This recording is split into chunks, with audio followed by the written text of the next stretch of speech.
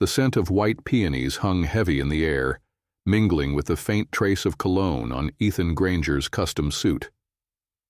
He stood at the edge of the terrace, a glass of champagne untouched in his hand, while the sun dipped low over the hills of Bel Air. Behind him, the soft hum of string instruments filtered through the French doors, accompanied by the clink of crystal and curated laughter. It was the rehearsal dinner for what gossip sites had dubbed the wedding of the year, and everything was exactly as it should be. Impeccable, lavish, controlled. So why did he feel like a ghost floating through his own life? From his vantage point, Ethan could see the infinity pool glowing below, guests milling along the marble paths in perfectly tailored clothes, the view of Los Angeles glittering like a promise or a warning. His home, a sleek estate of glass and stone, was the kind of place people dreamed of touring on design blogs. His life, at least on paper, was flawless. He was 39, CEO of a tech conglomerate worth billions, with 2 homes, 3 cars, and a fiancée who had graced the covers of more magazines than he could count.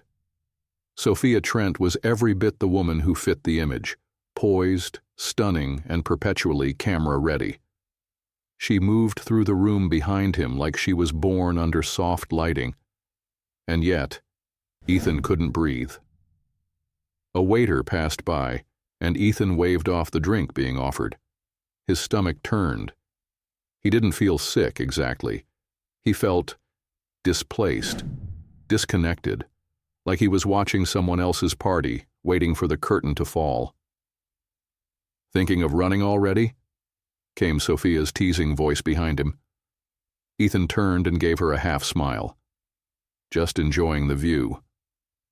She leaned in to kiss his cheek, careful not to smudge her lipstick. "Try to smile tonight. These people are here for us." He nodded, but the word us felt slippery. This entire evening, the weekend ahead, the carefully planned social posts, it was all for show. He was a master of optics, but he wasn't sure he believed in the story they were telling anymore. When Sophia returned to the center of the room to greet her parents, Ethan slipped away into the study and closed the door behind him. Silence, finally. The room smelled of aged leather and cedar wood. It was the only space in the house that felt like his. He walked to the old upright piano tucked into the corner, a holdover from his college days, when he and David had shared a shoebox apartment above a laundromat and ate canned soup 4 nights a week. He ran his fingers over the keys. They hadn't been played in years. But a memory stirred. Renee. Her name slipped into his mind uninvited, like it sometimes did when he let his guard down. She'd once played this piano barefoot, humming while she painted on the floor beside him. Her curls pulled into a messy knot, her cheeks smudged with blue oil pastel. Back then, life had been messy, raw, unpredictable, and somehow, real. He sat on the piano bench and pressed a single key.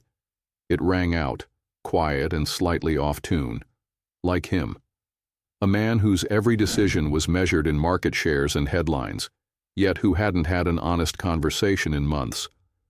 There had been women before Sophia, but only one Renee. And he had left her behind. Ethan reached into the drawer of his desk and pulled out the invitation list for the wedding. There, printed in elegant cursive, was her name, Renee Carter. He'd added her last minute, not expecting her to come, maybe even hoping she wouldn't. Sophia had seen the name and raised an eyebrow. An old flame? Barely, he had lied. We ended years ago. But it hadn't ended, not really. Ethan had walked away to chase his empire. She hadn't begged. She'd simply stopped waiting. He wondered where she was now. Chicago, last he'd heard. Something with art therapy. That had always been her way. Turning pain into beauty, turning silence into meaning. Ethan stared at her name, his thumb grazing the corner of the card. Maybe it was ego, maybe cruelty, or maybe a flicker of something he didn't have the courage to name. But he had invited her. To this circus. To see the life he'd built without her. And now, with the wedding only 2 days away, all he could think about was whether she'd show up, and what he'd feel if she did. From somewhere in the house, laughter burst again, Sophia's voice rising above the rest. Ethan stood, straightened his cuffs, and headed back toward the noise. Back into the role he'd rehearsed for years. The perfect host, the perfect man, the one who had everything, except the one thing he never stopped missing. The Chicago wind blew sharp and fast, tugging at the ends of Renee Carter's scarf as she stepped out of the community center with an oversized canvas tucked under one arm. Her cheeks were pink from the cold, but her smile was warm, genuine in a way that never made it to Ethan Granger's Instagram perfect world. The building behind her was plain brick, older than it should be, the paint chipping near the windows. But inside it was alive, a haven of color, chaos, and connection. She had just wrapped up her weekly art therapy class, where a group of veterans painted abstract emotion onto canvas in ways that often left her speechless. She breathed in the scent of winter, exhaust fumes and cinnamon from a food truck parked across the street, and felt the tug of something grounding. She may not have had much, but what she had was hers, earned, honest. As she slid into the driver's seat of her 10-year-old SUV, her phone buzzed. A message from Maya. Maya, dinner's on, don't be late. Kids are hangry and I'm too pretty to be this stressed. Renee chuckled. Maya had been her rock for years, especially after the babies came. A nurse with a dry wit and zero tolerance for nonsense, Maya was godmother, co-parent, and occasional therapist rolled into one. 10 minutes later, Renee pulled into the apartment lot. The triplets were already watching from the second-floor window, their little faces lined up in a row like sunflowers. She waved. They waved back. Micah even banged on the glass in excitement. Her heart squeezed. Every time. Inside, the chaos was in full swing. Lily was in pajamas, though it was barely 6. Jonah was curled up drawing superheroes again. And Micah was halfway through a story about a classmate who got their tongue stuck to the bus window. Maya stood in the kitchen with her arms crossed, eyeing the pot of spaghetti like it had personally wronged her. "Do you know how many questions I had to answer in your absence?" she asked as Renee took off her coat. Renee grinned. "How many?" 37, and that was just from Micah. The two women shared a laugh as Maya handed her a glass of wine and resumed plating dinner. The doorbell rang. "Mama, someone's here!" Lily shouted, already sprinting down the hall. "Hold up, baby!" Renee caught up just as Lily opened the door. There, on the mat, sat a crisp white envelope with gold trim. No name, no return address. Just that unmistakable elegance that didn't belong in a hallway with scuffed linoleum and fire safety posters. Renee stared at it. Her stomach tightened. She didn't need to open it to know where it came from. "Who's it from?" Maya asked, stepping beside her. Renee peeled the envelope open slowly. Her hands didn't shake, but her chest felt tight. "Mr. Ethan Granger and Ms. Sophia Trent cordially invite you to join them in celebration of their upcoming wedding." She stopped reading. Maya's voice was a whisper now. "Is that who I think it is?" Renee nodded, jaw set. She walked to the kitchen, tossed the invitation onto the counter, and leaned against the fridge, arms folded. "Wow," Maya muttered, picking it up. "Bold. Real bold," Renee exhaled slowly, then turned to pour herself another glass of wine. "He wants me to see it, see her, see him. He wants me to know he's won. But you don't care, right?" There was a long pause. "Of course not," Renee said, but her voice was thinner now, quieter. "I mean, we haven't spoken in years. He made his choice." Maya didn't respond right away. She just waited, the way only someone who knew you for real could wait. "It's the kids," Renee said finally. "They've been asking, Micah especially, about their dad. I've been vague. He's away. He's busy. But they're getting older." Maya raised an eyebrow. "You think showing up at his wedding with them is the way to introduce the subject?" "I don't know," Renee admitted, setting the wineglass down. "But maybe it's time. They deserve to see where they come from, and he deserves to see what he left behind." Maya tilted her head. "That's generous of you. I'm not doing it for him." "You sure?" Renee hesitated. "Mostly." They sat in silence, the kind that settled deep and stayed a while.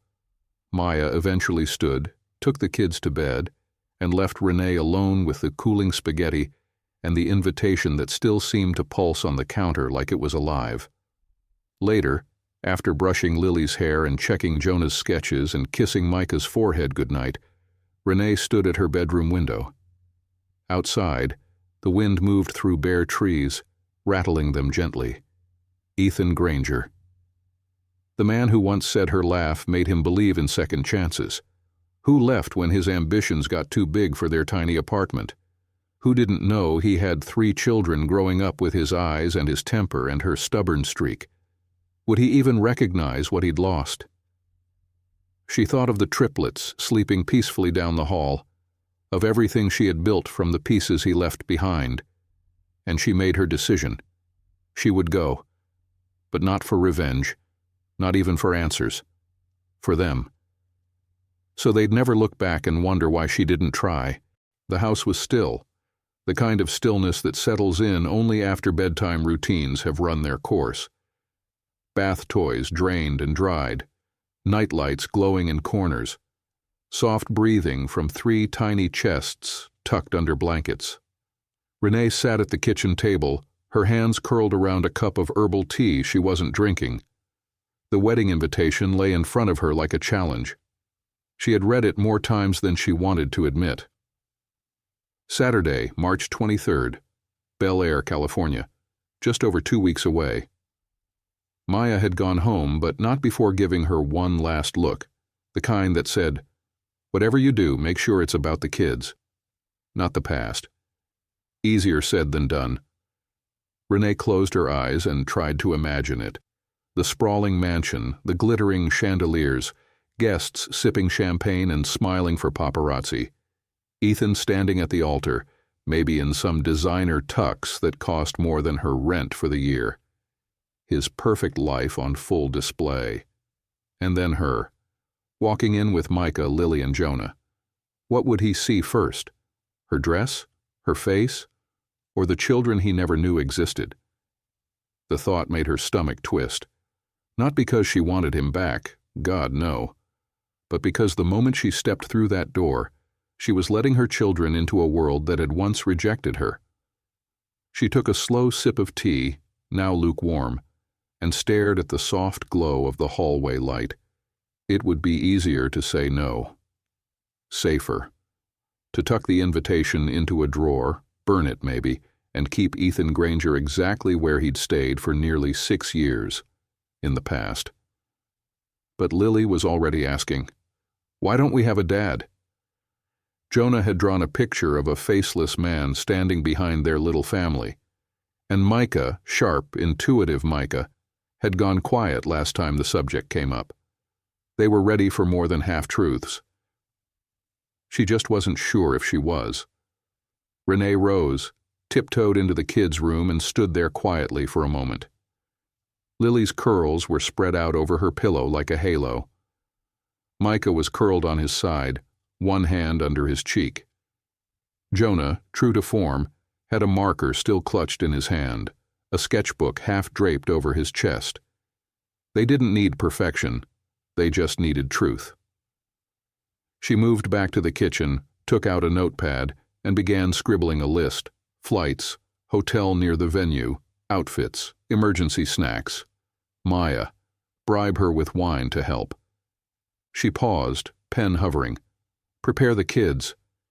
There was no handbook for this, no YouTube tutorial, just a mother's gut and the brittle, bittersweet knowledge that the man she once loved would be meeting their children for the first time at the altar of his new life. Still, Renee wrote the last item on the list in block letters. Hold your head high. 2 mornings later, while the kids colored in the living room, Renee sat them down. "We're going on a trip," she began. Micah looked up.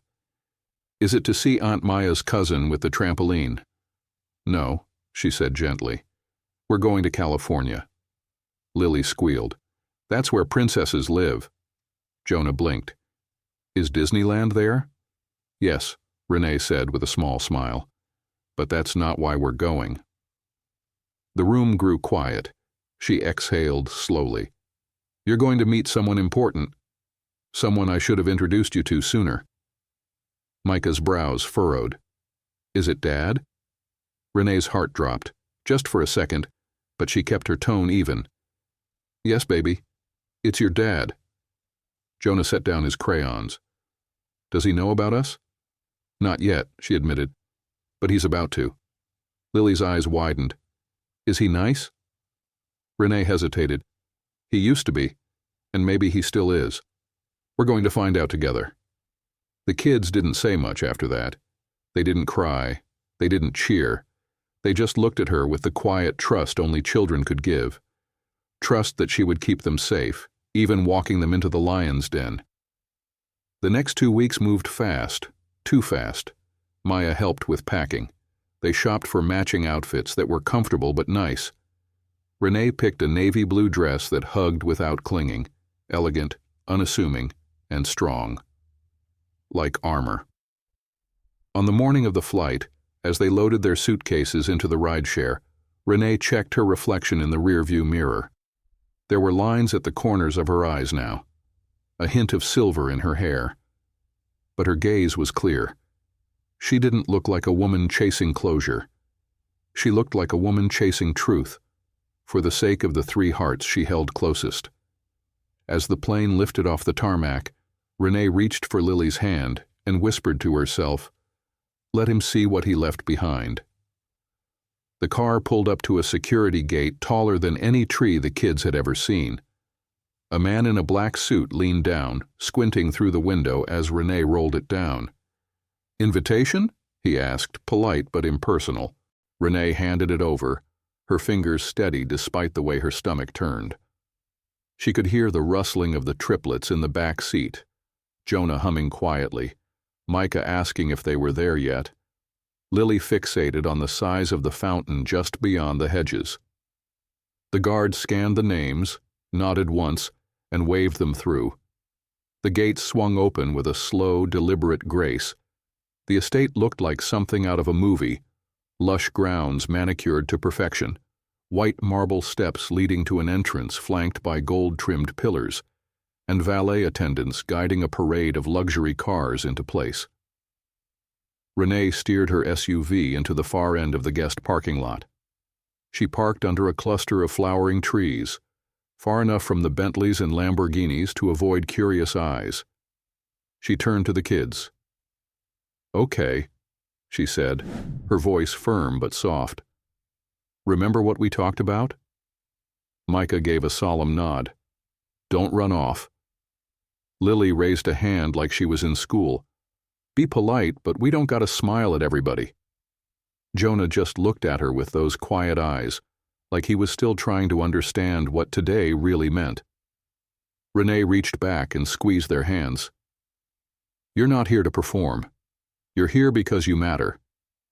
Just stay close to me, okay?" They nodded, in that way kids do when they're trying to be brave. Together, they stepped out into a world that hadn't been built for them.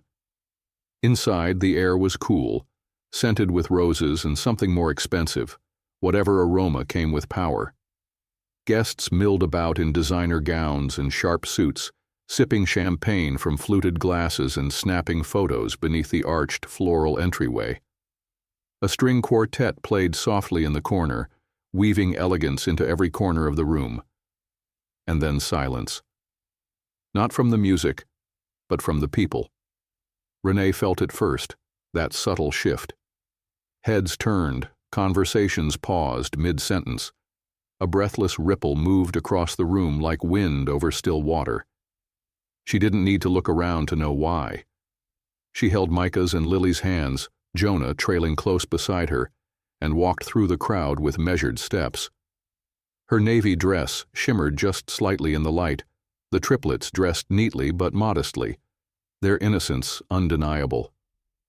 Whispers rose around them. "Who is she? Those kids, do you think? They look just like—" And then he was there, Ethan, standing at the edge of the room, frozen in place. The tuxedo fit him like it was made for his body, because it had been. His hair perfectly styled, the watch on his wrist likely worth more than her annual salary. But his face said everything.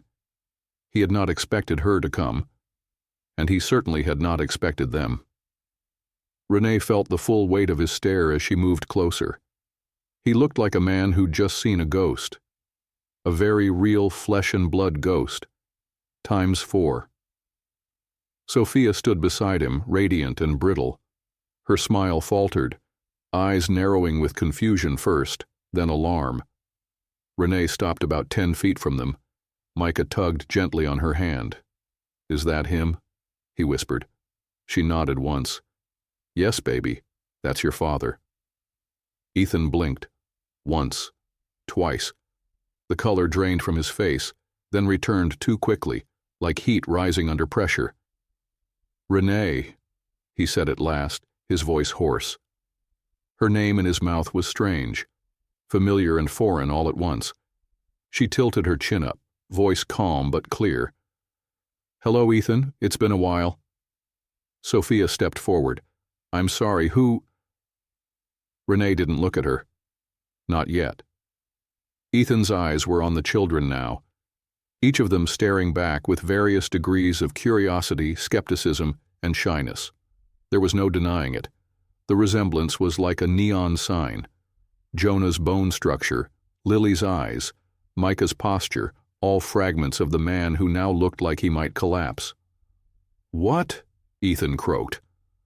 "Renee, what is this?" She met his gaze evenly. "These are your children." The words dropped into the room like a stone in still water. Sophia's face went white. A waiter dropped a tray somewhere behind them. Gasps rose like static. Ethan's mouth opened, closed, then opened again. "Children? What do you mean? My children?" "I mean," Renee said, her voice steady despite the noise around them, "that 6 years ago you walked away, and a few weeks later I found out I was pregnant." Sophia took a sharp step back, her voice clipped. "You knew about this? You didn't say anything to me?" "He didn't know," Renee interjected. "I never told him, because by the time I found out he was already gone, already chasing this." Her eyes swept the room, the opulence, the crowd, the curated life. "And I wasn't going to beg to be part of it." Ethan looked at the kids again, then at her, like he couldn't decide which stunned him more. "Why are you here?" he asked finally, his voice low. She exhaled slowly. "Because they've started asking questions, and I'm tired of pretending the past doesn't exist." Then, for the first time, she looked directly at Sophia. "I'm sorry to disrupt your day, truly, but this was never about you." Sophia said nothing, but her jaw tightened like she was clenching every ounce of composure she had left. Renee turned back to Ethan. "They deserve to know who their father is. What you do with that is up to you." Micah's hand tightened in hers. Jonah reached for her coat. Lily whispered, "Can we go now?" Renee nodded. She turned, calm and unshaken, and began walking toward the exit, the triplets by her side. Heads turned. Eyes followed. But she didn't look back. And Ethan, rooted in a world of glittering glass, watched the only real thing he'd seen in years walk out the door. The doors hadn't even finished closing behind Renee when the whispers inside the grand hall hit full volume. "Did you see them? They looked just like him." Oh my God, that little boy could be his twin. Sophia's voice cut through the noise like a blade. Tell me this is some kind of joke, Ethan. But Ethan couldn't speak. Not yet. His mouth was dry, his thoughts a blur, his chest hollow. 3 children. His children. Triplets. Renee's words echoed in his head like a dropped stone hitting a well that never ends. They deserve to know who their father is. And suddenly none of the rest of it, the venue, the guests, the imported florals, the goddamn champagne tower, mattered. Sophia took a step closer, her heels clicking sharply against the marble. Ethan, look at me. He turned, eyes unfocused. She was beautiful, furious and trembling, not with fear but with embarrassment. That was what burned behind her perfectly lined eyes. Not heartbreak, not confusion, humiliation. In front of everyone, she hissed. On our day. I didn't know, he finally said, barely above a whisper. Sophia's laugh was short and sharp. You didn't know you had 3 kids? I didn't know she was pregnant, he said louder this time. We hadn't spoken in years. The room seemed to contract, the air heavier now. Guests pretended not to listen, but every set of eyes remained fixed on them. She just shows up with children who could have walked out of your DNA, and you expect me to believe this is a surprise? Sophia snapped. That woman didn't come here by accident. She came here to ruin us. No, Ethan said quietly, still staring at the doors Renee had disappeared through. She came here for them. Sophia's mouth tightened into a hard, trembling line. I'm leaving, she said, snatching her clutch from a nearby chair. Wait. She turned on him. You brought me into this circus without warning. You let that walk through the door and didn't even try to stop it. Whatever this was supposed to be, it's done. He didn't chase her. He didn't even flinch when the doors slammed behind her. Because his mind was somewhere else. On a navy dress, on 3 small faces, on a woman whose eyes still held him accountable without raising her voice. He barely noticed when his assistant, Cole, approached from the side. Sir, would you like me to handle the media? A few guests are already posting. There's chatter on Twitter. Ethan rubbed his temples. Not now, he said, and walked away. He needed air and answers. Across the estate, in the shadow of the garden's trimmed hedges, Renee sat on a stone bench while the kids crunched on granola bars from her purse. She hadn't expected to stay long enough to need snacks, but she always carried them. Years of motherhood had taught her that surprises required protein. Lily sat beside her, legs swinging. Jonah had gone quiet, sketchbook open on his lap. Micah paced a few feet away, his jaw tight. What's wrong, baby? Renee asked gently. He didn't even say anything to us. The words were sharp, resentful, too old for a 6-year-old mouth. He didn't know what to say. Micah shook his head. If he wanted to be our dad, he would have come with us. He just stood there. Renee swallowed, hard. He was surprised, that's all. Did you love him? Jonah asked without looking up, still sketching. Back then? The question pierced her like a pin through silk. I did, she said softly. Once. Micah folded his arms. Do you still? Renee blinked, caught between her own breath and the years she'd spent learning how to breathe without Ethan Granger. No, she said after a moment, but I do still wish he'd been there for you. Lily leaned her head against her shoulder. Is he going to come after us? I don't know. But even as she said it, her heart already knew the answer. Ethan found them near the fountain, alone, except for a distant photographer snapping pictures of koi fish.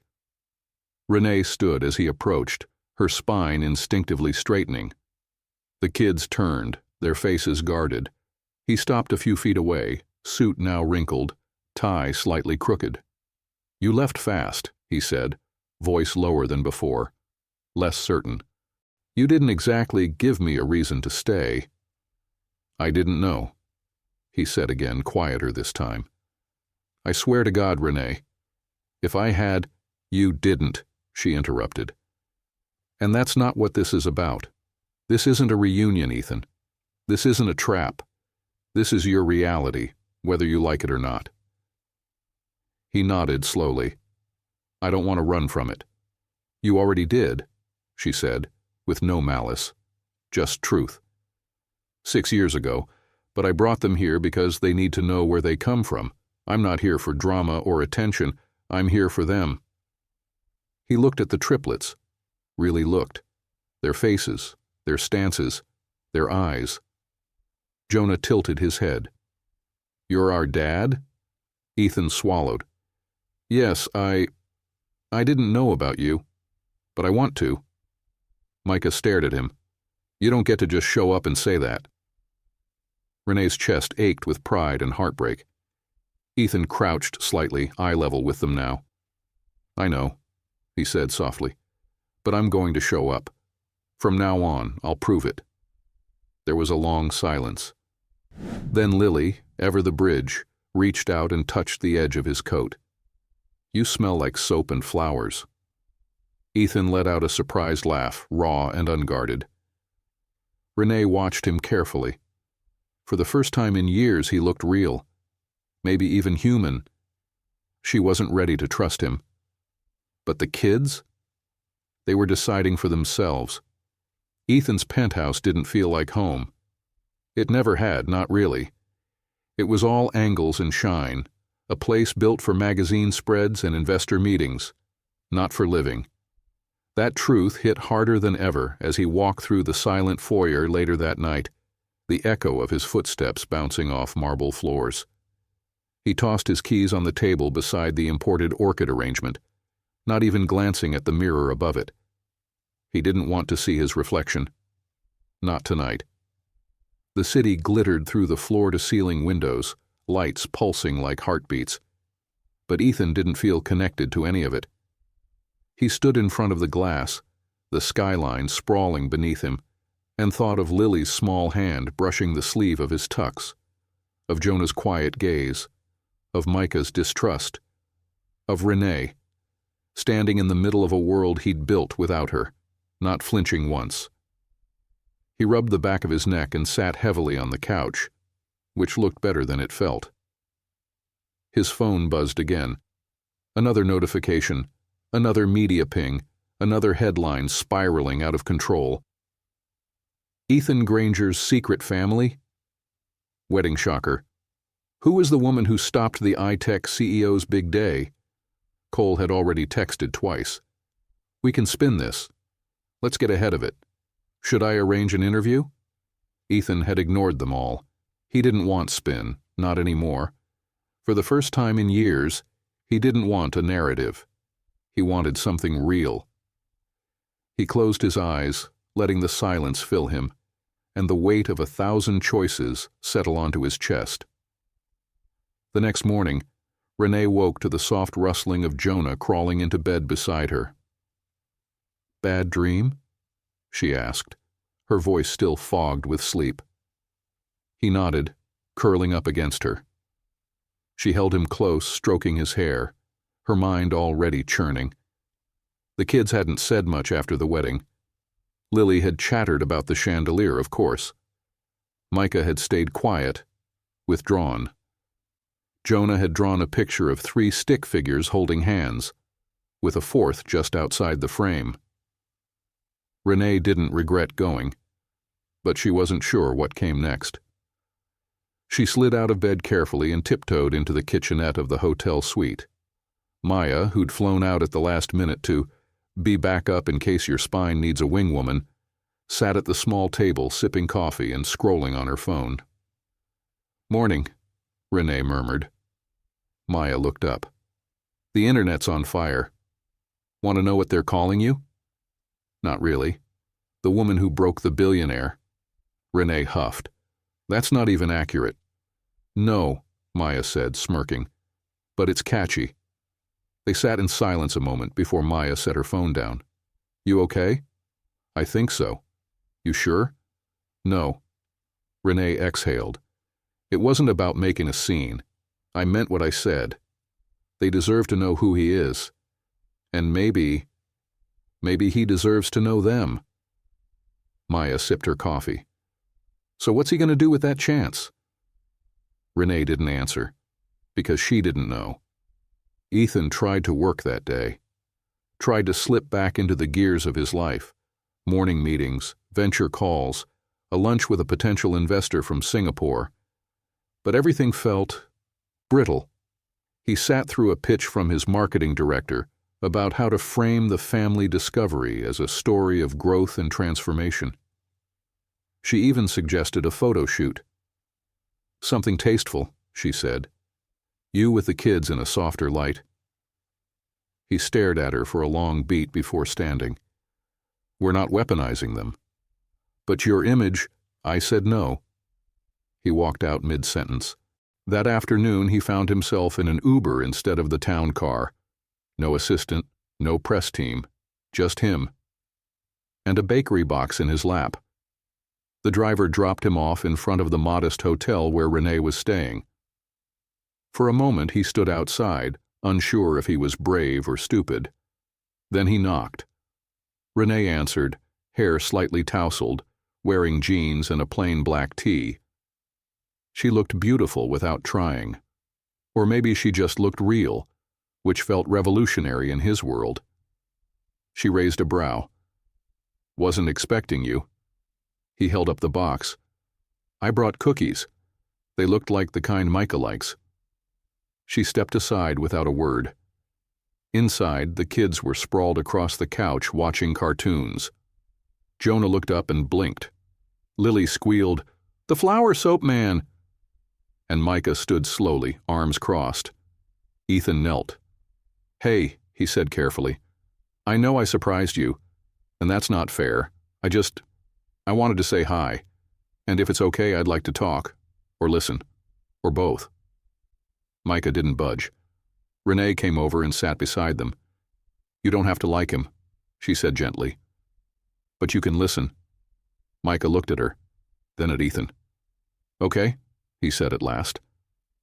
Ethan exhaled, and as he sat on the carpet of a budget hotel suite, a box of cookies between him and 3 wary kids, he realized this was it.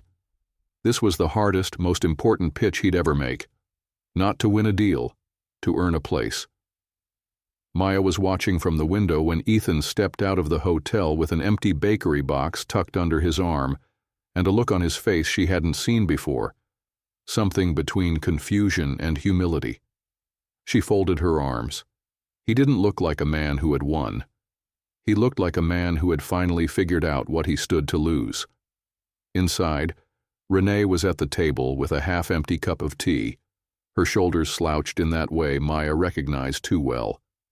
It was the posture of emotional exhaustion, the kind that didn't come from chaos or kids, but from letting your guard down just enough to feel again. So, Maya said, sliding into the chair across from her. That happened. Renee nodded. He brought cookies. That's progress. Gourmet guilt is still guilt, but hey, points for effort. Renee let out a tired laugh. Micah didn't speak to him until the second cookie. Lily drew him a family portrait. Jonah asked if billionaires eat regular people food. Maya smirked. And you? I mostly sat there making sure he didn't screw it up. Maya raised an eyebrow. And did he? Renee shrugged. Not this time. The table went quiet for a moment. You're scared, Maya said finally. Renee didn't argue. It's easier to protect them from disappointment when he's just a name. But now he's real. Renee nodded, her fingers absently tracing the rim of her mug. You still care about him, Maya said softly. Renee looked up, startled. I didn't say you love him, Maya clarified, but you care. Otherwise you wouldn't be this rattled. Renee hesitated. I care about what he does now. I care about the kids. That's it. Maya studied her. You've been the strong one for 6 years. No help, no breaks. Just you and 3 toddlers with tiny lungs and bigger opinions. And now he's here with his money and his box of cookies and his repentant little speech, and everyone thinks that's supposed to impress you.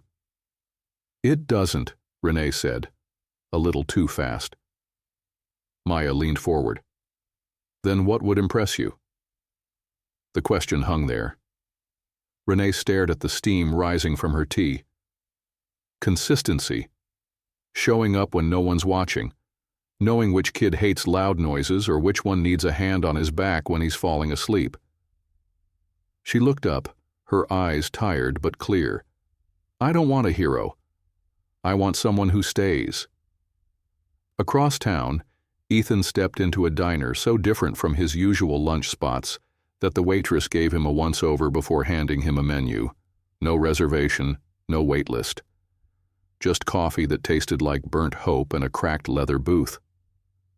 David was already there, hunched over a plate of pancakes and texting one-handed. Well, if it isn't the prodigal father, David said without looking up. Saw you trending this morning. Congrats. You've hit every milestone but rock bottom. Ethan slid into the seat across from him. Thanks for the sympathy. David grinned. You're welcome.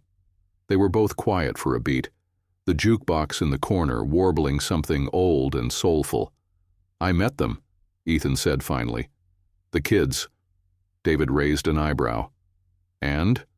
They're incredible, smart, funny. Micah hates me. Jonah's thoughtful. Lily, she's basically sunshine with sneakers. And the mom? Ethan paused. Renee hasn't changed. She's stronger, sharper. She walked into that wedding like a storm and left like it didn't even touch her. David nodded. She did what you didn't. What's that supposed to mean? She showed up. Ethan's jaw tightened. You think I don't know that? That I don't regret it? I think regret's easy, David said. Change is hard. Ethan leaned back, eyes drifting to the window. I don't want to miss another minute. Then don't, David said, his tone softer now. But don't expect a parade for finally doing what you should have done years ago.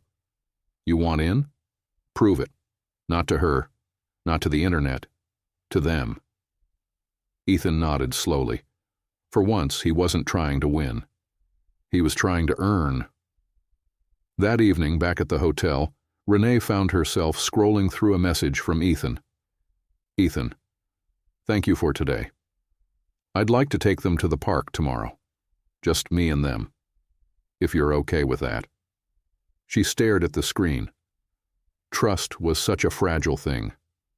Easier to break than to rebuild.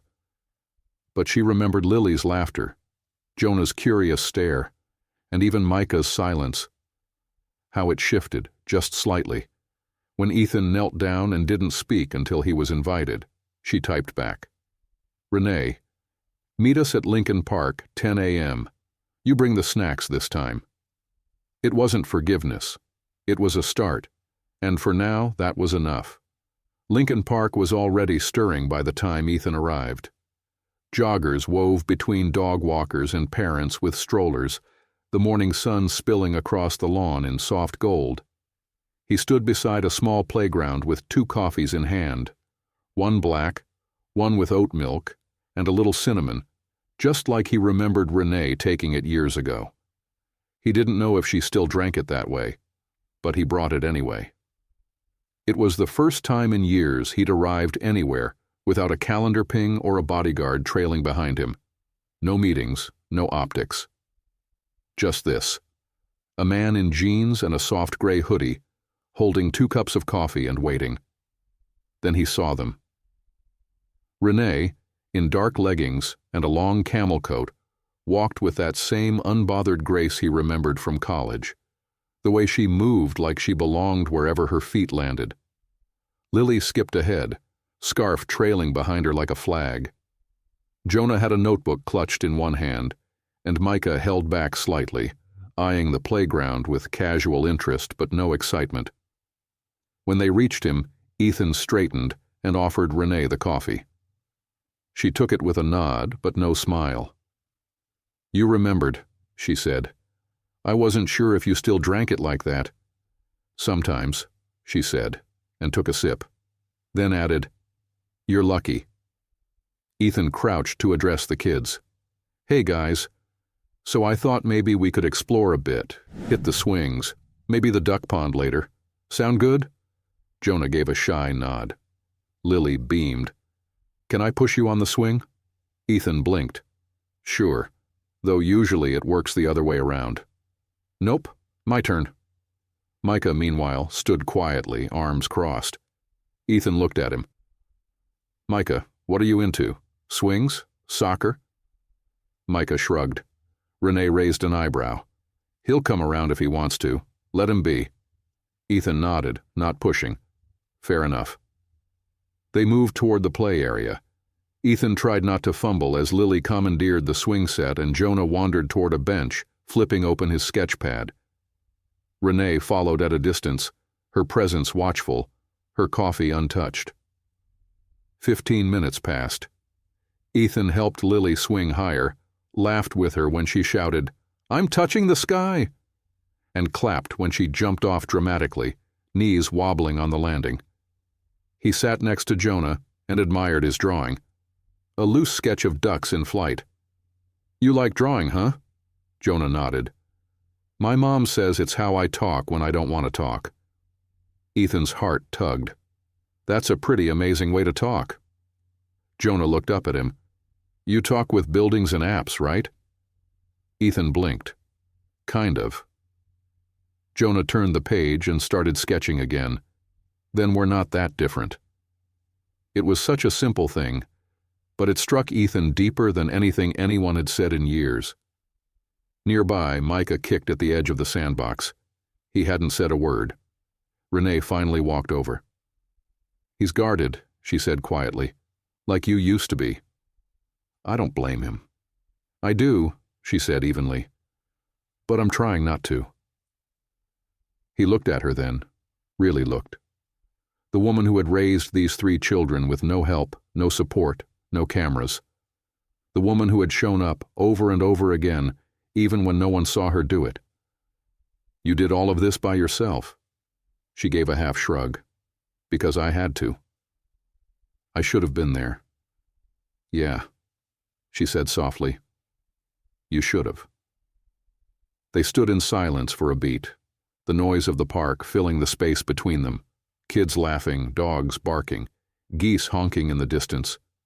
It was all so ordinary. And yet for Ethan, it felt like stepping into another life, one that could have been his if he hadn't let ambition outrun his heart. "Renee." "Don't," she said quickly. "Don't say sorry again. I'm not ready for that. And I'm not the one you need to make peace with." As if on cue, Micah stomped over, glaring. "Why didn't you ever come before?" His voice was sharper than his size should have allowed. Ethan dropped to a crouch, eye level. "Because I didn't know about you. I wish I had. I wish I could go back." Micah narrowed his eyes. "You have a jet and a big house and all that stuff, right?" Ethan nodded. "Then why didn't you look for us?" It was an honest question, and it gutted him. "I didn't know there was anyone to look for," Ethan said. "But now that I do, I'm not going anywhere." Micah stared at him for a long time, then turned to Renee. "Can we get ice cream?" Renee exhaled. "If you ask nicely." Micah looked back at Ethan. "Are you paying?" Ethan smiled, rising slowly. "Absolutely." They sat on a bench with cones dripping and napkins unraveling in the wind. The kids chattered, Lily covered in sprinkles, Jonah drawing with a sticky finger, and even Micah making a dry joke about Ethan's ice cream choice being boring old man flavor. And Renee, she wasn't smiling exactly, but her eyes had softened. She sipped her coffee finally and glanced sideways at Ethan. "You passed," she said quietly. Ethan looked over at her. "The test?" She nodded. "For today." He didn't ask what tomorrow's test would be. He just silently promised himself he'd show up for it. Renee wasn't sure what she expected when she opened the door to the suite the next morning, but it certainly wasn't a man in a pressed suit holding a gift bag from Cartier and smiling like it was casual. She blinked at Ethan. "What is this?" "Just a thank you," he said, offering the bag. She didn't take it. "For what?" "For yesterday. For letting me spend time with them. I thought maybe it was something for you." Her eyes flicked to the brand. "Something for me, or something to fix what can't be bought?" Ethan hesitated, caught off guard. "It's just a bracelet, nothing flashy." She folded her arms. "Ethan, you don't need to impress me. I'm not trying to," he said quickly, stepping back. "Okay, maybe I am, but not like that. I thought it would be nice." "You brought Lily a coloring set and Jonah sketch pens," she said coolly. "You gave Micah the kind of time he needed, not stuff." That mattered. "But this?" She gestured toward the bag. "This feels like who you used to be." His shoulders tensed. "You think I haven't changed?" "I think old habits die hard." She didn't mean it cruelly, but it landed harder than she expected. Ethan looked down at the bag, then set it gently on the floor beside the door. "I'll leave it here," he said. "You don't have to take it." "Ethan." He looked up. "I appreciate yesterday, and I see you trying. But this world of yours, it runs on performance, and I won't let my kids become part of a PR campaign." His jaw flexed. "That's not what this is." "Isn't it?" Her voice softened. "Your assistant called me." His brows lifted. "What?" "Cole. Or maybe your publicist. Who knows? Someone called from your office offering to help manage the story. They said a feature in Modern Family Digest would be a chance to reintroduce the truth on your terms. Their words, not mine." His face drained of color. "Renee, I didn't approve that. I swear to you, I didn't know." She studied him, trying to see if the guilt on his face was real. It looked like it was. Still, she wasn't letting it go that easy. "I'm not interested in spin. I'm interested in stability, for them. You want to be here? Great. Show up. Keep showing up. But I don't want lights, cameras, or curated narratives near my kids." Ethan stepped forward, hands open. "Renee, I'm not that man anymore. I don't want to turn them into headlines. I want to be their father, not a press release." Her defenses wavered, but not enough to fall. "Then act like one," she said. "Forget the gifts. Forget the coverage. Come to story time. Learn what snacks Jonah hates. Listen to Micah when he tells you something and doesn't want you to fix it. Sit with Lily while she makes up a bedtime song." "I want that," Ethan said, a tremor in his voice. "I want to know everything I missed. Every detail." "Good," Renee said, nodding once. "Because that's all I'm offering." Later that afternoon, Maya found Renee sitting on the balcony of the hotel suite, staring out over the city with a look that was neither victory nor defeat, just worn clarity. "You good?" Maya asked, leaning against the doorframe. Renee shrugged. "He brought jewelry." Maya grimaced. "Oof. The rookie mistake. He meant well. But his team tried to contact me. Press angle. Framing the narrative. And he didn't know? Swears he didn't." Maya tilted her head. "You believe him?" "I think I want to," Renee said quietly. "And I hate that I do." Maya walked over and sat beside her. "It's okay to want to believe. It's not weakness. It's hope. But don't confuse his effort for a pass. He still has to earn this. All of it." "I know," Renee whispered. "God, I know." They sat there in silence, the kind between women who didn't need to fill it with cliches or platitudes. Just understanding. Across the city, Ethan stood in his office, glaring at Cole. "You did what?" he said, voice tight but quiet, the kind of tone that meant something worse was coming. Cole adjusted his collar. "It was preemptive. The media was already speculating. We thought, no, You thought, Ethan's tone sharpened. You thought it would play well. You have a reputation to manage. I have children now. That's the only reputation that matters. Cole looked genuinely stunned. Ethan, we've worked together for 10 years. And in 10 years, I've never had anything worth protecting that wasn't a stock price. That's changed. Ethan turned his back, staring out over the skyline. Don't contact her again, he said flatly. Not through you, not through PR, not through anyone. Understood, Cole said, and quietly left. Ethan closed his eyes. The bracelet was still sitting in the bag on Renee's hotel floor. Maybe she'd toss it. Maybe she'd keep it in a drawer somewhere, collecting dust with all the other versions of who he used to be. But either way, she had been right. He wouldn't win her or his children with gestures. He'd have to do it the slow way, one ordinary moment at a time. Ethan stood in the middle of his penthouse kitchen, staring blankly into the open refrigerator like it might offer him answers instead of cold silence. Everything inside was perfectly labeled, neatly arranged, meals prepped by a live-in chef he hadn't seen in days. He shut the door. Nothing in this space belonged to the man he was trying to become. The sleek counters, the chrome appliances, even the view, once a trophy, now felt like a wall of glass keeping him apart from everything that mattered. He pulled out his phone and scrolled through photos he'd secretly snapped during the park outing. Lily mid-swing, Jonah drawing a duck with exaggerated superhero muscles, Micah pretending not to laugh when Ethan got ice cream on his nose. A knot formed in his throat. He should have known. Should have sensed they existed. Renee hadn't vanished. He had. Disappeared into ambition so deep he didn't even feel the air thinning until now. His phone buzzed with a call from his board chair. He let it ring out. Then it buzzed again. This time a text from Sophia. Congrats on becoming America's favorite absentee dad. At least now you have a narrative that makes you look human. He didn't reply. Instead, he walked into the study, pulled open the bottom drawer of his filing cabinet, and found it. An old dusty sketch pad from his college days. The one Renee had gifted him when they were 21 and broke, with dreams too big and time too short.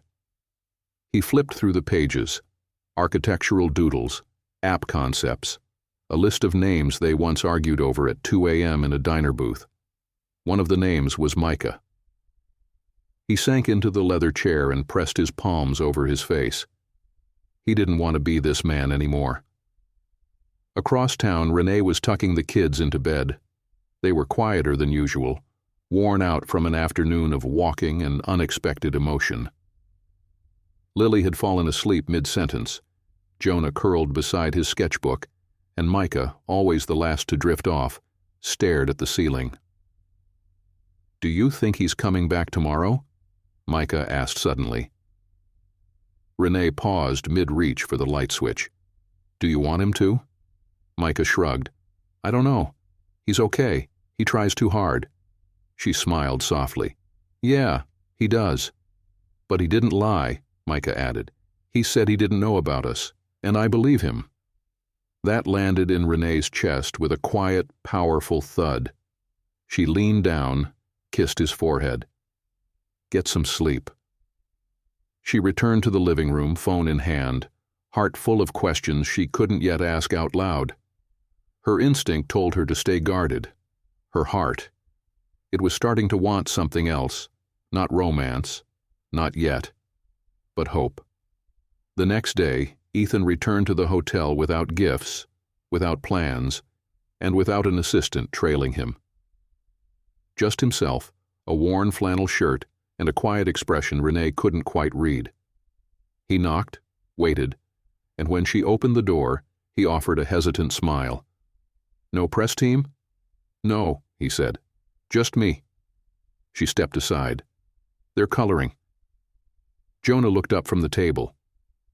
"Did you bring more markers?" "No," Ethan said, walking in slowly. but I can draw with what you've got."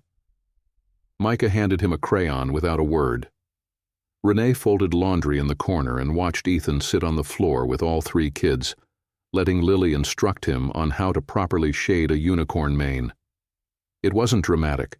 It wasn't even particularly sentimental. But it was real. And in her world, real mattered more than any grand gesture ever could. That night, after the kids had fallen asleep in a messy pile of blankets and coloring books, Ethan stayed behind to help clean up. He picked up wrappers and folded clothes, and when the silence stretched long enough to be comfortable, he finally spoke. "I canceled the Tokyo deal." Renee glanced up. "What?" "I was supposed to fly out next week, close on an expansion partnership, 5 countries, 8 figures. "And you canceled?" He nodded. "Told them I need to be here, that my family's here." She leaned against the counter, arms crossed. "You said family." "I meant it. You didn't even know they existed 2 weeks ago." "And now I can't imagine not knowing them," he said, voice tight. "I missed everything, Renee. Their first steps, first words, first fevers, every one of their birthdays, and I'll never get that back." "No, you won't. But I can be here now, if you'll let me." She looked at him long and hard. "You're not forgiven," she said. "This isn't some movie where one apology fixes 6 years.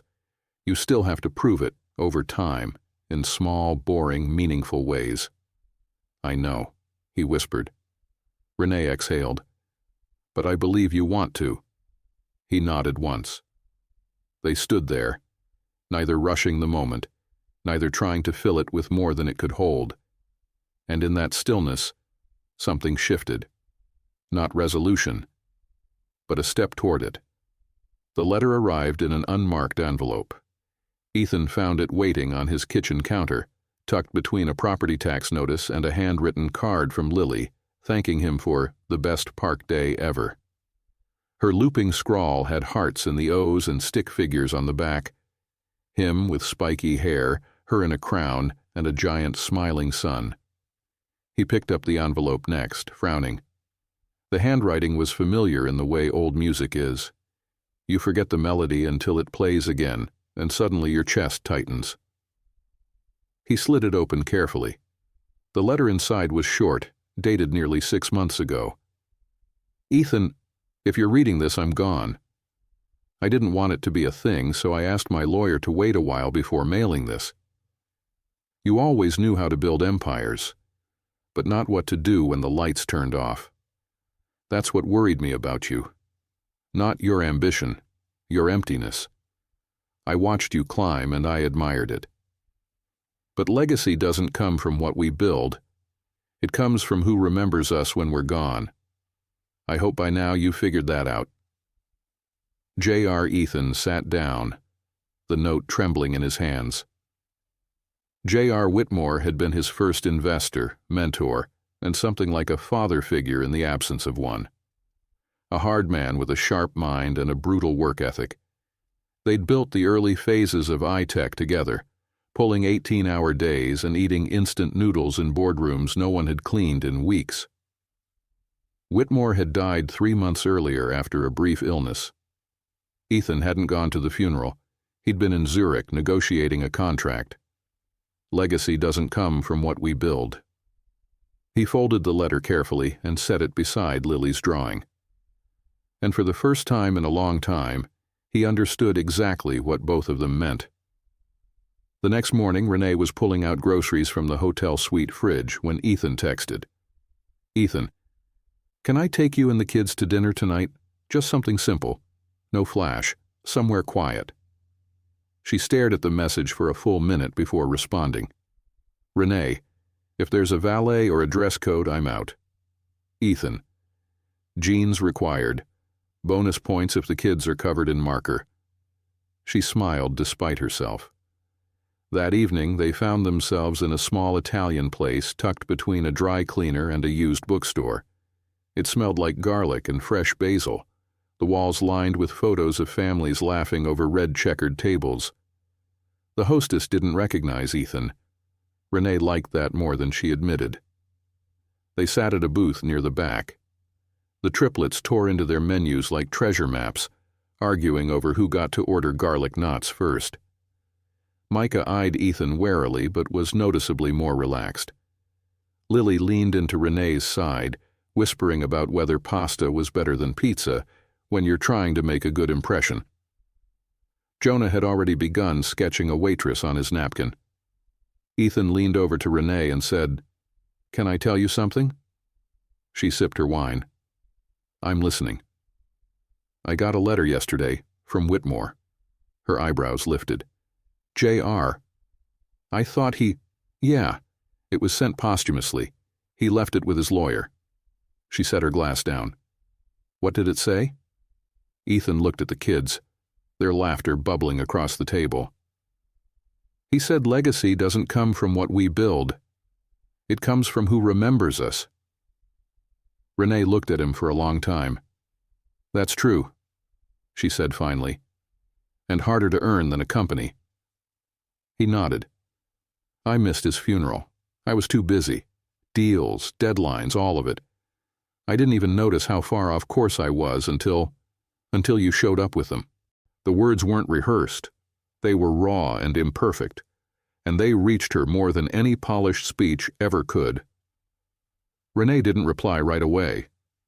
Instead, she looked at her children.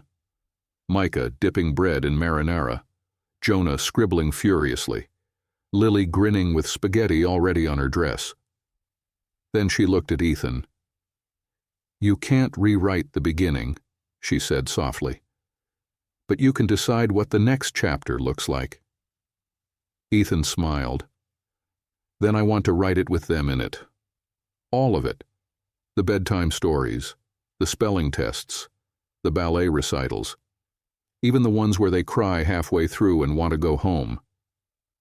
Renee studied him, and for the first time since she'd stepped back into his orbit, she saw something different. Not the man she left, not the man who broke her, but someone trying to become someone better. She wasn't ready to trust it yet, but for the first time, she wanted to try. "Start with helping Jonah finish his napkin masterpiece," she said, nodding at the sketch. Ethan leaned over with a smile and grabbed a pen. One line at a time, one chapter at a time. Renee couldn't sleep. The hotel room was dark and still, save for the rhythmic breathing of 3 small bodies sprawled across the beds. Jonah had one leg dangling over the edge. Lily's arm was flung across Micah's chest, and Micah, as always, slept facing the door like a sentry on watch. But Renee lay wide awake, her eyes fixed on the ceiling. Dinner had gone better than she expected. The kids had laughed. Ethan had listened. And she, God help her, had almost forgotten the part of herself that still braced for disappointment every time he stepped into the room. What terrified her most wasn't that he might fail. It was that he might not, that he might actually show up this time, that he might rebuild the bridge she had worked so hard to tear down for her own protection. Her phone buzzed on the nightstand. "Ethan, you awake?" She hesitated, then typed back. "Renee, yeah. Can't sleep." A few seconds later, "Ethan, me neither. Walk with me?" She stared at the screen. A month ago, she would have ignored it. A week ago, she would have said no. Tonight, she quietly slid out from under the blanket and grabbed her coat.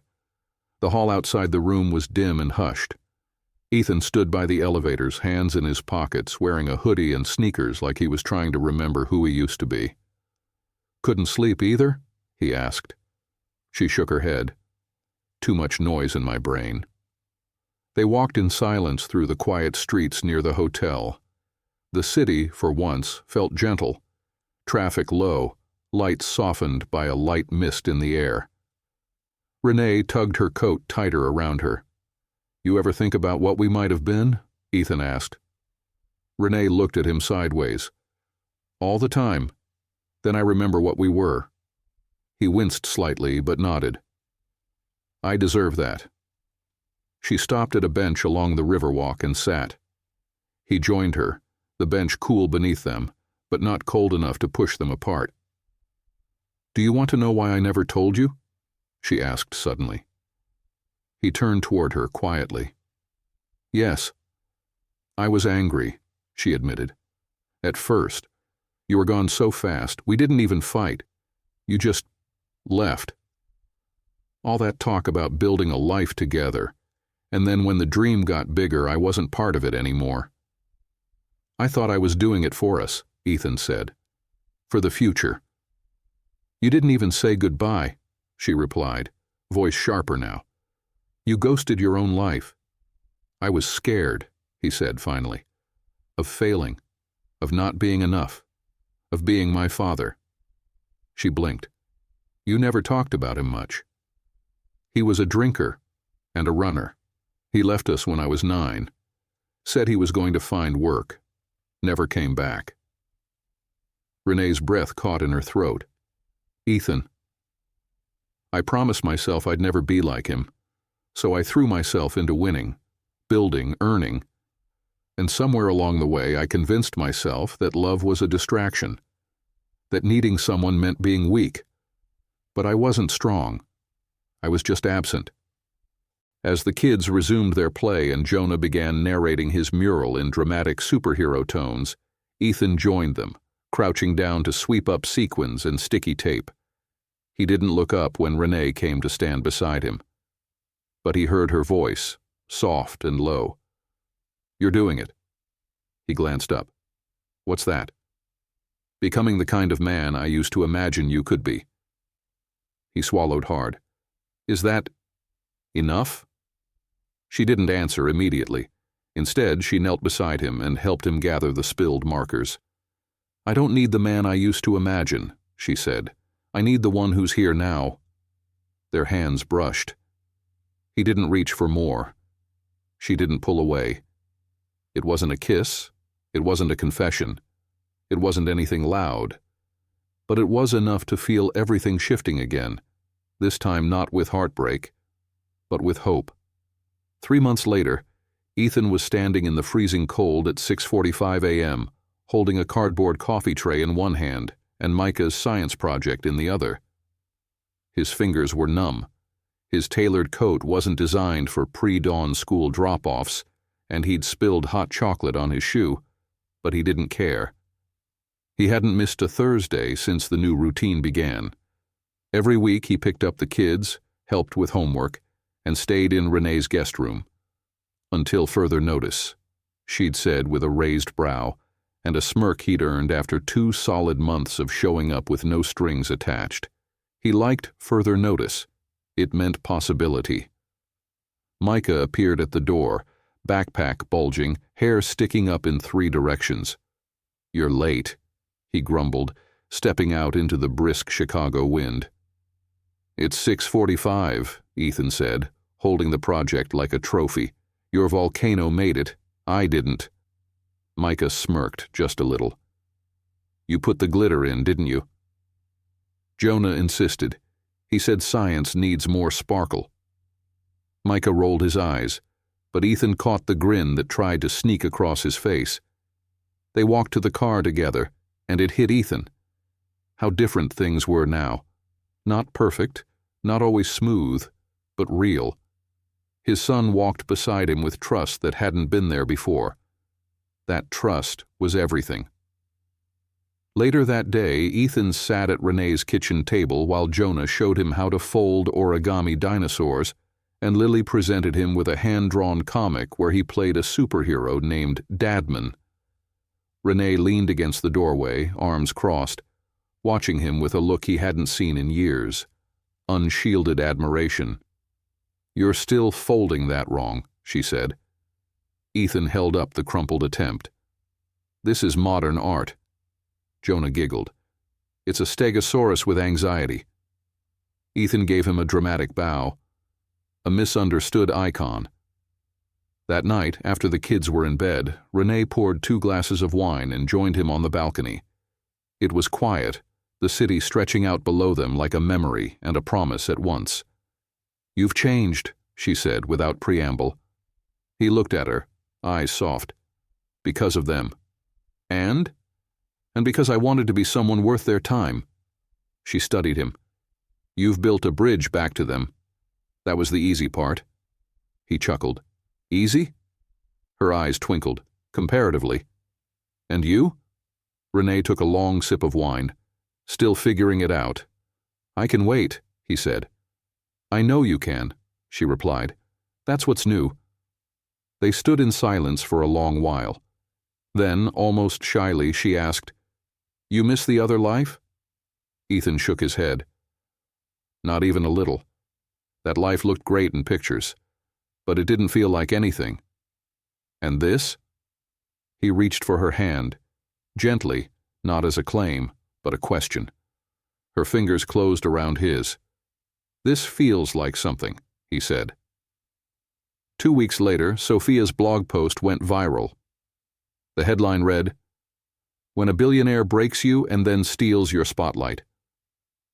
The post was a beautifully written knife, passive-aggressive, dripping with double entendres, and littered with glamorous photos of Sophia looking heartbreakingly single in Milan. By noon, the media had picked it up. Speculation swirled. Did Ethan Granger abandon love for fatherhood? Was his new redemption arc just a rebrand? Renee's phone didn't stop buzzing. By 2 p.m., a reporter knocked on her studio door. She sent them away with a look that should have made national news on its own. At 5 o'clock, she called Ethan. They're circling, she said, trying to get a quote. He sighed. I'll handle it. He did, by posting a single photo to his mostly dormant social media account. A candid shot of Jonah and Lily asleep in his lap on the couch, Micah beside him drawing quietly. No caption, no hashtags. Just a moment. Real and undeniable. That night he came over late, eyes tired but calm. They'll say whatever they want, he told Renee. But this isn't for them. She nodded. Then let's keep it that way. They didn't kiss. They didn't need to. But when he left her at the door, she reached for his hand again and didn't let go. She didn't speak, not right away. Then, I didn't tell you about the pregnancy because I didn't want to make you choose. I thought I was doing the right thing, that I was protecting the kids from someone who'd never be ready. But really, I was just protecting myself. Ethan looked at her, eyes soft in the streetlight. Do you regret it? No, she said, because they're my greatest joy. But I regret doing it alone. And I regret not giving you the chance to prove me wrong. He leaned back, exhaled. I can't fix the beginning. But I want to be there for everything else. Whatever you'll allow. Renee closed her eyes. For years she had carried both pain and pride like armor. But now she saw how heavy it had all been, how weary she was of holding it. I don't know what we are, she said quietly, but I know you matter to them. And maybe if you keep showing up, not with gifts or gestures, but with time and truth, maybe you'll matter to me again too. He turned toward her. I'm not here to win you back. I know, she said, smiling faintly, but you're trying to win something better. He reached into his coat pocket and pulled out a crumpled piece of paper, Jonah's sketch from dinner, now creased and slightly smudged. He'd saved it. Renee looked at it and swallowed hard. You're doing okay, she said. He looked at her, and for the first time didn't try to defend, explain, or impress. Thanks, he whispered. That means everything. They sat there under a sky just starting to hint at dawn, neither one rushing to name what they were, neither pretending it wasn't complicated. But for the first time in a long time, they weren't avoiding it either. The morning after their walk, Ethan woke before sunrise and didn't reach for his phone. No alarm, no alerts, no headlines flashing across his screen. Just quiet, the real kind. The kind that settles in your chest instead of clattering around your mind. He moved through his penthouse like a guest in someone else's life. The sleek stone counters, minimalist art, and untouched espresso machine. All of it had once meant success. Now it felt hollow. By 7 a.m., he was at his desk, staring at the draft of a resignation letter. Not from iTech. He wasn't running away from the company he'd built, but from the role that had consumed him, the traveling CEO, the global spokesperson, the man too busy making noise to hear what mattered. He had already canceled the Tokyo expansion. Now he was pulling back from the speaking tours, the high-profile panels, the headline-chasing lifestyle. He wanted fewer stages, more living rooms, more sticky-fingered hugs, more midnight coloring sessions and bad knock-knock jokes, more time. He hit send. No fanfare. Just a quiet declaration. I'm here now. Later that afternoon, he arrived at Renee's art studio in Chicago, a modest space above a bookstore where walls overflowed with color and mess and life. It smelled like turpentine and lavender, and something else he couldn't name but instantly recognized. Home. He stepped inside, carefully balancing a wrapped canvas under one arm and a bag of snacks under the other. The triplets were scattered around the studio, Jonah sketching a mural in chalk on the back wall, Lily turning cardboard boxes into castles, Micah sitting near the window with headphones on, watching traffic. Renee stood at the sink, her hands stained with blue paint, her curls pulled into a loose bun, paintbrush tucked behind one ear. When she saw him, her brow lifted. "You're early." "I couldn't wait," he said and held up the canvas. "We made something." "We?" He nodded. "The kids helped." He set it on the easel and pulled off the paper. Renee froze. The canvas was a chaotic swirl of color, fingerprints, brushstrokes, and wild crayon lines. At the center, 3 small figures held hands beneath a tree. Above them, in Ethan's careful block letters, were the words, "This is where I start." Renee's throat tightened. Lily ran over and pointed. "That's me with the purple dress." "And that's Jonah with the superhero cape," Ethan added, kneeling beside them.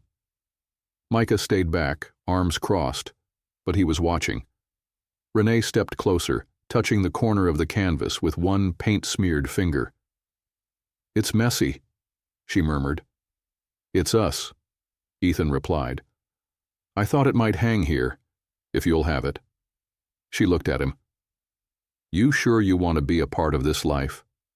The mess, the late nights, the noise?" He smiled. "That's the only life I've ever wanted. I just didn't know it until I saw it without me in it." For a long moment she didn't say anything. Then, quietly, she walked over to the cabinet, pulled out a clean smock and tossed it to him. "You're on cleanup duty," she said. "Lily used glitter glue again." He caught the smock midair, laughing. "Deal." "Not this time. And maybe not ever again." The triplets' 7th birthday fell on a gray Saturday, the kind Chicago specialized in. Drizzly skies, chilled sidewalks, and a hint of spring buried beneath the cold. But inside Renee's backyard, the air was warm with laughter, the scent of grilled burgers and the kind of joy you couldn't manufacture. Ethan stood by the picnic table, balancing a tray of juice boxes while wearing a paper crown Lily had insisted he wear. "You look ridiculous," Renee said, passing him a plate of carrot sticks. He grinned. "Royalty never rests." "Royalty doesn't usually clean up spilled Capri Sun. Then royalty needs to step up." She shook her head, laughing, and it hit her again. How natural this had become. How something that once felt impossible had become ordinary in the best way. Maya arrived carrying a lopsided chocolate cake and a bottle of champagne. "We're celebrating the survival of parenthood, right?" "Among other things," Renee said, hugging her. David was there too, sober, steady, and helping Jonah build a Lego structure on the porch. He gave Ethan a nod, a silent kind of respect between men who had nearly lost too much. The kids tore into their presents with feral enthusiasm, squealing over slime kits and superhero puzzles. Micah got a microscope Ethan had helped pick out. Lily received a set of paints with sparkly brushes. Jonah, of course, got sketchbooks, blank pages waiting to be filled. After the sugar crash and the last slice of cake, the backyard quieted. Ethan found Renee near the garden, pulling stray gift wrap from the bushes. "You did good," he said. She didn't look at him at first. "We did. I keep thinking about how different it all could have been," he said. "If you hadn't walked into that wedding." "I almost didn't," she admitted. "Maya told me I was crazy." She wasn't wrong. Renee smiled. Ethan reached into his coat and pulled out a small box, not velvet, not ostentatious, just simple cardboard with a ribbon tied neatly. "I'm not asking you to marry me," he said, handing it over. "Not yet." She arched an eyebrow. "I'm asking you to trust me with a future. One step at a time, no timelines, no grand plans, just the promise that I'll keep showing up. For them, for you, for all of it." Inside the box was a key. Renee looked up. "It's not to a mansion," he said. "It's to a house a few blocks from here. Big enough for the kids. Small enough that I won't get lost in it. I close on it next week." Her voice caught in her throat. "You're moving here?" He nodded. "Not to be in your way, to be in their lives. I want school pickups and pancake Saturdays. I want parent-teacher nights and glitter on my clothes." She closed the box slowly, tears she didn't expect pressing at the corners of her eyes. "You sure?" she whispered. "Absolutely," he said. "You gave me a second chance without asking for anything back. I don't want to waste it." She didn't speak, just reached for his hand again, like she had that night on the balcony. This time she didn't let go. Later, after the guests had trickled out and the kids had crashed in a pile of wrapping paper and frosting, Renee and Ethan sat on the porch steps, watching the last of the gray sky darken into evening. "You still afraid?" he asked quietly. Renee leaned against him. "Of course, love doesn't erase fear, but it doesn't run from it either." He pressed a kiss to her temple, soft, steady, no fanfare. "I'm not running," he said. She nodded. "Then neither am I." They sat like that for a long while, the hum of the city in the distance, the quiet of home all around them. There was no fairy tale ending, no ring, no aisle, no flashbulbs. Just a woman who chose to believe again, a man who chose to stay, and 3 children asleep inside a house filled with second chances. And that, at long last, was more than enough.